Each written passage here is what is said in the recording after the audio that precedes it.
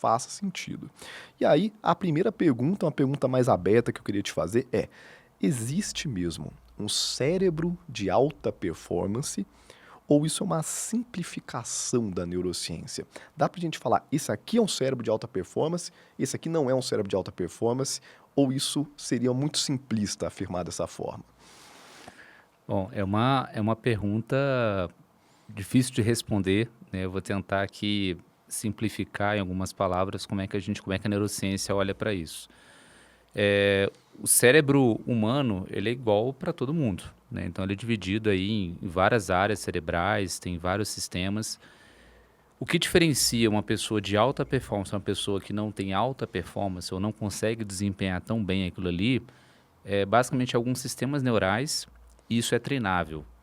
Então, simplificando, a resposta seria sim, existe, só que isso é multifatorial, né? O que que é multifatorial? Tem vários aspectos que vão influenciar para que a pessoa tenha um cérebro que vai funcionar em alta performance, né?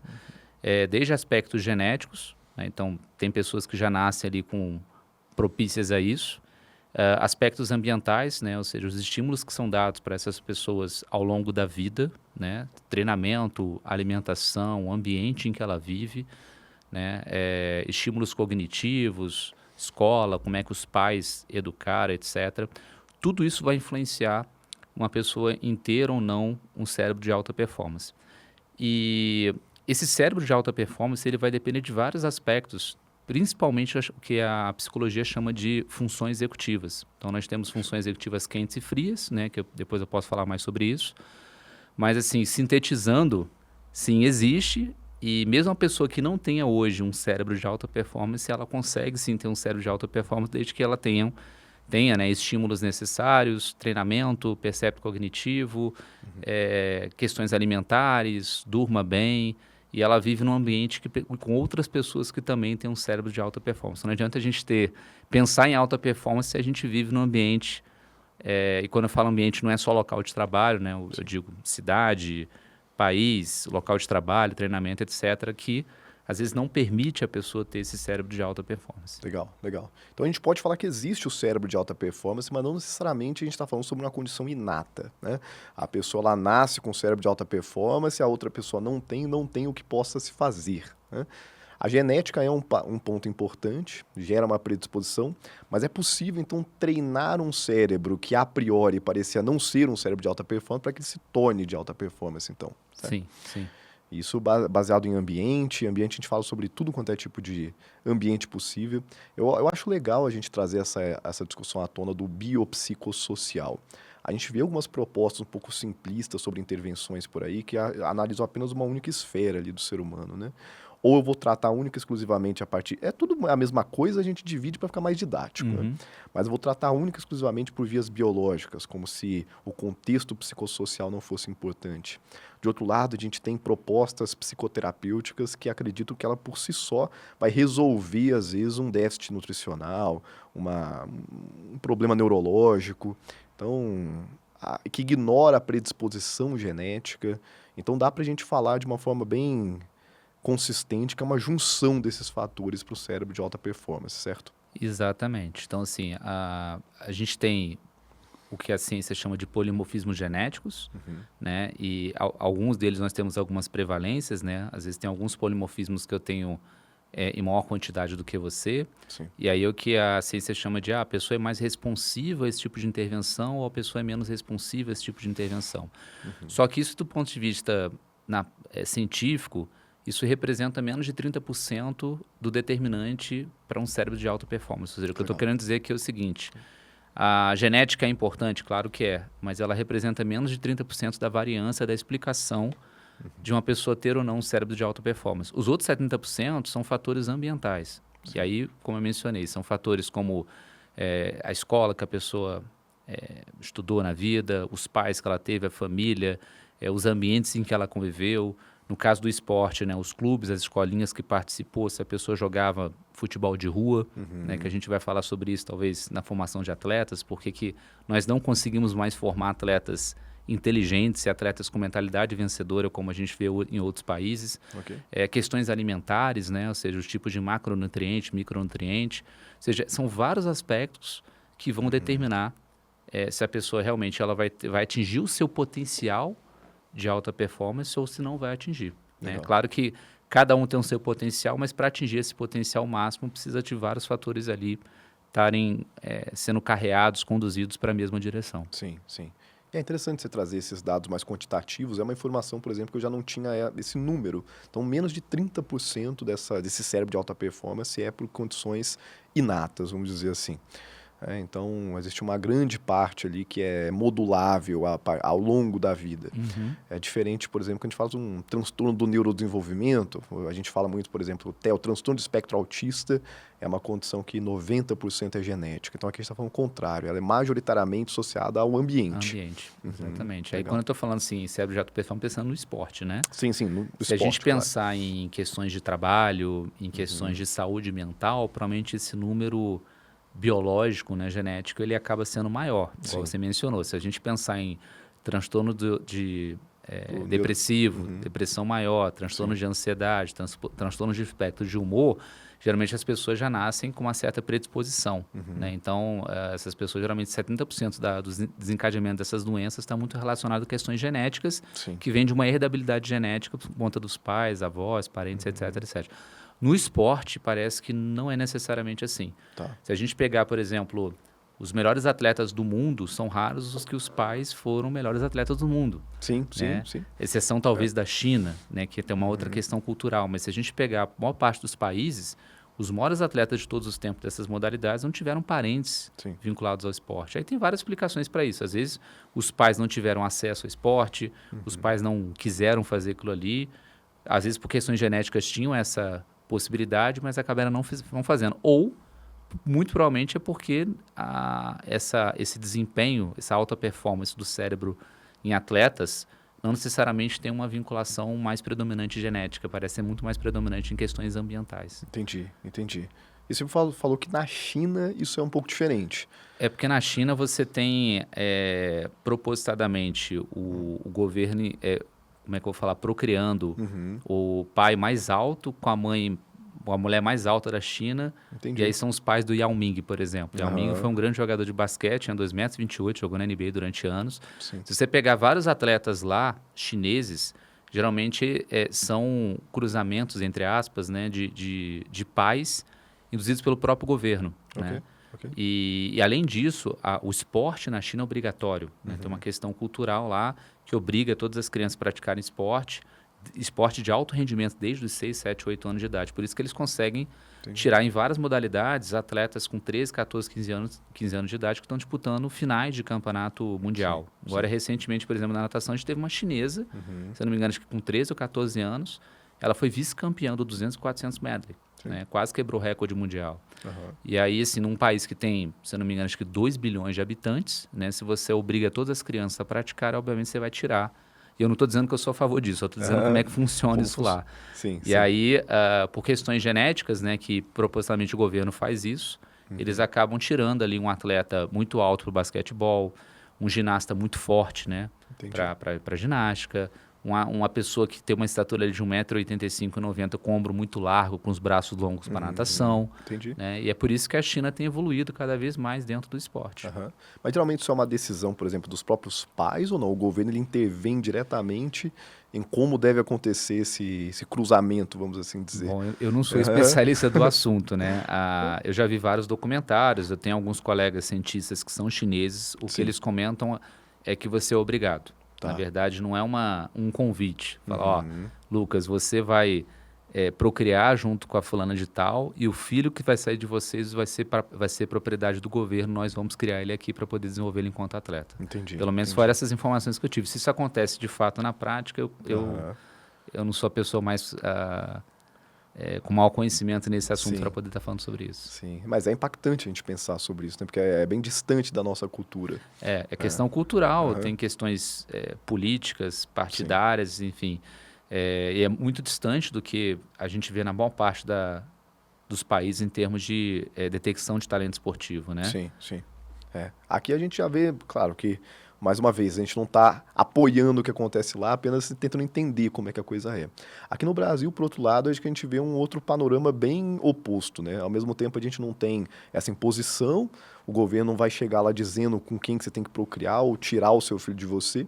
Por outro lado, o incentivo ao esporte também é bem mais reduzido, né? Como que você vê hoje assim, o incentivo para crianças? Acho que o Brasil é um local que tem incentivado o esporte, tem buscado novos talentos, isso diminuiu? Você tem alguma percepção sobre isso? Então, a percepção que eu tenho é que reduziu significativamente investimento, incentivo, etc. Por vários motivos. O primeiro, há uns anos atrás estava sendo discutido sobre retirar a educação física escolar como disciplina obrigatória nas escolas. Segundo, a maior parte das escolas não investe em infraestrutura, né, em termos de esporte. São raras as escolas que têm um parque esportivo. Sim. Terceiro, prefeituras, governo de estado têm baixíssimo investimento. E mesmo quando tem investimento em praças públicas, praças esportivas, não tem segurança. Então, os pais, por exemplo, não ficam tranquilos de deixar os seus filhos irem praticar esporte. Quarto, a formação dos profissionais de educação física que vão atuar em escolinhas esportivas tem sido bastante defasada. Então, a gente está formando, eu vou dizer, robôs, né, para a prática esportiva, não estão formando atletas inteligentes, né, principalmente em esportes coletivos.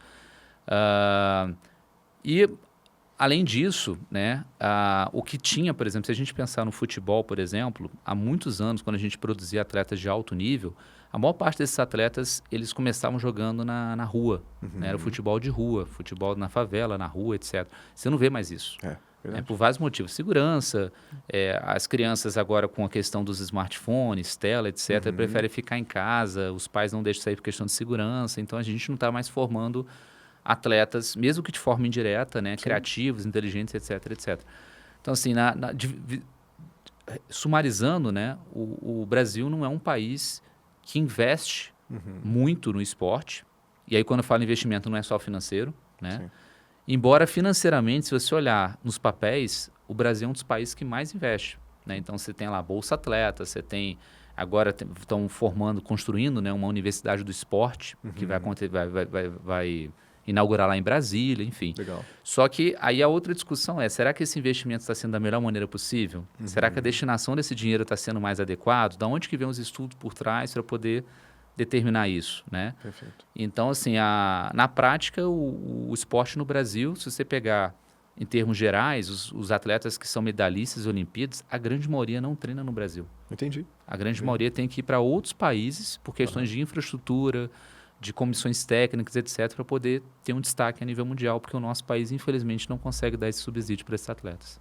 Que doideira, hein? A gente pode, assim, tem essa discussão governamental sobre investimentos federais, estaduais, seja o que for, e também tem um aspecto aí do nosso modo de viver, especialmente no Brasil, onde existe toda essa discussão de segurança. Então, aquele papo que parece aquele papo de tiozão que fala, antigamente a gente brincava na rua, não tinha essas telas, não tinha celular. Tem um fundo de verdade aí na questão do incentivo, então, ao esporte, né? Tem. Agora, vou puxar a sardinha para o nosso lado que mora aqui em Belo Horizonte. Sim. Em Belo Horizonte, a gente tem um grande investimento que tem dado certo, que é o Centro de Treinamento Esportivo, que foi inicialmente um apoio do governo federal junto com o governo do estado. E hoje o CTE, por exemplo, ele funciona dentro da UFMG. Né? Na verdade, ele se chama CTE UFMG. E lá você tem lá desde formação de atletas olímpicos até para-atletas. É o primeiro centro na região que eu conheço particularmente que tem o esporte paralímpico, né, vinculado. Inclusive, uma colega minha de departamento que é a líder lá. Então, assim, você tem um centro de formação e que atletas de alto nível treinam lá dentro. Então, por exemplo, você chega fim de semana lá, você pode ir lá, você vai ter os melhores atletas de natação que treinam em Minas Gerais, treinam lá dentro do CTE. Em São Paulo, você tem o CPB, que é o Centro Paralímpico, né, que é como se fosse o Comitê Olímpico, mas parte de para-atleta, que foi construído já há alguns anos, é um grande centro, são, se não me engano, acho que 10 ou 12 modalidades que funcionam lá. Então, você tem hoje alguns centros de treinamento que foi investimento, dinheiro público colocado, que funciona porque pessoas competentes estão gerenciando aquilo ali. Legal. E aí, quando eu falo pessoas competentes, são as universidades que estão vinculadas. Perfeito. Então, o modelo de gerenciamento esportivo no Brasil, no geral, ele não dá muito certo, com exceção desses dois centros que eu acabei de mencionar, Porque está muito vinculado a formação de atletas aos clubes. Então, você pega algumas modalidades, você tem lá o Minas Tênis Clube, que tem aqui em Belo Horizonte, o Esporte Clube Pinheiros, que tem em São Paulo, alguns clubes no Rio de Janeiro, Fluminense, Flamengo, etc., o Paineiras em São Paulo. Eles são os principais formadores de atletas de alto rendimento no Brasil. Sim. E aí o governo meio que se isenta disso daí. Porque deveria ser papel da escola e, infelizmente, no Brasil não funciona assim. Quando você vai fazendo só um comparativo, e eu não estou dizendo que lá é o melhor modelo, mas nos Estados Unidos, por exemplo, os atletas de alto nível, eles treinam dentro das universidades. Legal. Então, as escolas têm um papel formador. A pessoa que não tem condição financeira, se ela quiser ir para a universidade, que as melhores universidades elas são privadas, né? Sim. Ela tem que conseguir uma bolsa ou por meio de estudo, tem que fazer uma prova para passar nos primeiros lugares, ou se ele for atleta. Então, uma vez sendo atleta, ele consegue a bolsa, consegue estudar de graça, né, entre aspas, com bolsa, e ainda é atleta. E aí, caso ele se destaque a nível nacional e mundial, ele pode ir para a Olimpíada, mas ele continua treinando dentro da universidade. E aí, dentro da universidade, você tem pesquisa sendo feita, os dados dessas pesquisas sendo aplicados no treinamento desses atletas, e não é à toa que os Estados Unidos sempre está ali entre os 2, 3 em termos de quadro de medalha. E o Brasil, que tem uma população, tudo bem, metade da população dos Estados Unidos, a gente está bem atrás de países que são bem menores do que o Brasil, muito em razão do como que é investido o dinheiro para a questão esportiva. Você sente que falta um se basear no que os estudos mostram para direcionar esse investimento? Não tem Brasil? dúvida disso. Sim. No Brasil, acho que em todos os setores. Né? Se você pegar em decisões públicas, né, política pública, a grande maioria das políticas públicas, dentre elas no esporte, no Brasil, não é baseada em evidência científica. As pessoas que estão ali por trás não são professores, cientistas, e a maior parte das vezes, infelizmente, não busca informação de qualidade, que seriam, no caso, as universidades. Sim. São raros as decisões que são tomadas que são baseadas em prática baseada em evidência. Perfeito. Claro que a gente vai puxar sempre a sardinha para o lado da ciência enquanto divulgadores científicos, mas olha só que legal, a gente tem a evidência de que a evidência é importante, que é olhar para esses países onde se baseiam nesses estudos, ou seja, o atleta está vinculado ali à própria universidade, já aplica na hora, e a gente vê o resultado, no fim das contas. Lucas, eu vou dar 2 exemplos simples. Se você pegar países que, em termos populacionais, são menores que o Brasil, um deles é a Noruega. Sim. Né? A Noruega, hoje, a presidente do Comitê Norueguês Olímpico, né, que é como se fosse o COB aqui no Brasil, ela é professora da School of Sport Science, da Universidade de Oslo. Então, professora de uma universidade que hoje é ela é diretora científica, que é como se fosse um cargo abaixo da presidência. Então, ela que determina como é que vai ser todo o processo de treinamento, monitoramento dos atletas noruegueses. Entendi. Se você olhar a Noruega, no quadro de medalhas, ela já algumas Olimpíadas está na frente do Brasil. A Austrália, tudo bem que a Austrália é um país grande, né? Em termos de territorial, é maior do que o Brasil. Populacional, eu não tenho os dados, mas eu não sei se chega a ser uma população maior do que a do Brasil. Sim. Mas a atual chefe lá da parte de diretoria científica, a professora Shona Halson, que é bem conhecida na área de ciências do esporte, ela foi professora da Universidade de Canberra, né? Hoje é professora da Universidade Católica de Canberra, e ela está vinculada lá. Se você fizer o comparativo com o Brasil, você vai para dentro do COB, os carros que estão lá não são cientistas que estão nessas principais. Então, tem muita política por trás. Perfeito. E acaba não tendo muita prática baseada em evidência e explica. Sim. É uma das, não é a única, talvez não a principal, mas é uma das explicações por que o Brasil, infelizmente, não consegue desenvolver cérebros de alta performance no esporte.